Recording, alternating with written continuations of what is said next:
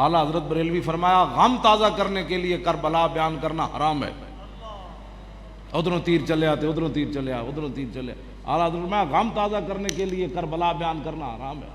اور آل بیت کی مظلومیت بیان کرنا کہ وہ کر کچھ نہیں سکتے تھے, یہ اس طرح بیان کرنا آل بیت کی شان, یہ بھی حرام ہے. بس ایک ہی گل ہے جیڑی امام زین العابدین دیا بیڑیاں ویکھ کے ہتھ کڑیاں ویکھ کے انہیں رویا بندہ, آپ نے اشارہ کیتا بیڑیاں بھی ٹوٹ گئیاں, ہتھ کڑیاں بھی ٹوٹ گئیاں. آپ فرمایا اوں نہ کر, قوت ہوندیاں زور نہیں لایا, بیٹھے من رضائی. بس. تو بھائیو, جہاں تک 10 محرم الحرام کے موقع پر عاشورہ کے دن یا محرم کے اندر واقعہ کربلا کو یاد کر کے رونے کا سوال ہے, تو سیدنا حسین کے اس واقعے کو یاد کر کے اگر کوئی شخص روتا ہے یا کوئی پروگرام ارینج کرتا ہے اور اس میں وہ واقعہ یاد کروا کے لوگ روتے ہیں, اس میں کوئی قباحت نہیں بلکہ ثواب کا کام ہے. اور یہ میں اپنی طرف سے نہیں کہہ رہا, یہ خود نبی صلی اللہ علیہ وسلم کی سنت ہے. مسند امام احمد میں صحیح سند کے ساتھ جلد 1 صفحہ 85 پر انٹرنیشنل نمبر کے مطابق 648 نمبر حدیث ہے, صحیح سند کے ساتھ.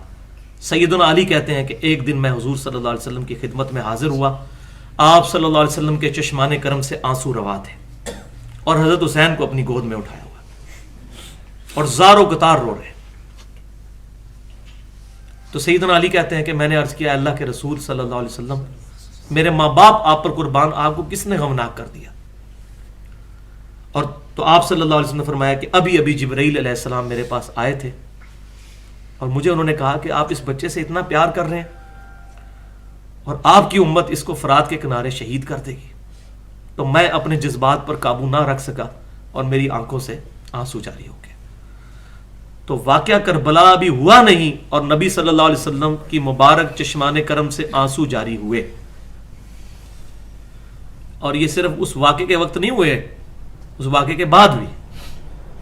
آپ حیران ہوں گے کہ واقعے کے بعد کیسے, وہ بھی حدیث مسند امام احمد میں حدیث متواترہ ہے, یعنی جو کثرت کے ساتھ لوگوں نے روایت کی ہو ان میں سے ایک حدیث متواترہ مسند امام احمد میں صحیح سند کے ساتھ 2165 نمبر حدیث جلد 1 صفحہ 242.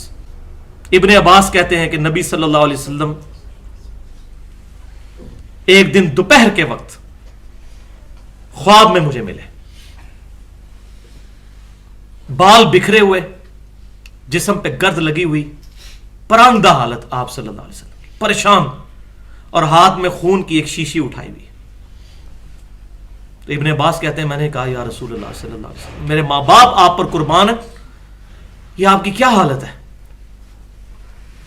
اب یہ صحابی کا خواب ہے, وہابی کا, دیوبندی کا, بریلوی کا نہیں ہے. اور بخاری اور مسلم کی متفق علیہ حدیث ہے, جس نے مجھے خواب میں دیکھا اس نے مجھے کو دیکھا, میری شکل میں شیطان نہیں آ سکتا. تو صحابہ کرام تو کنفرم حضور کی شکل کو پہچانتے تھے. یا رسول اللہ, میرے ماں باپ آپ پہ قربان, آپ کی کیا حالت ہو گئی ہے؟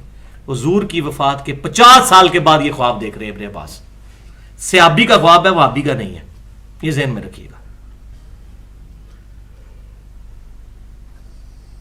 تو نبی صلی اللہ علیہ وسلم نے فرمایا کہ یہ حسین اور اس کے ساتھیوں کا خون ہے.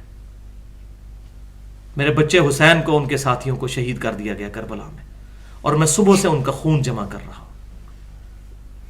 وہ کہتے ہیں میں کانپ کے اٹھا, میں نے وہ دن اور تاریخ نوٹ کی, اور بعد میں ظاہر ہے کہ اس وقت نہ تو جیو تھا, نہ دنیا ٹی وی تھا, نہ انٹرنیٹ موبائل تھا.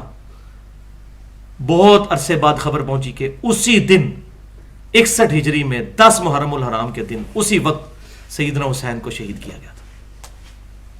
کہتے ہیں میں نے یاد رکھا وہ دن, اور وہی دن تھا.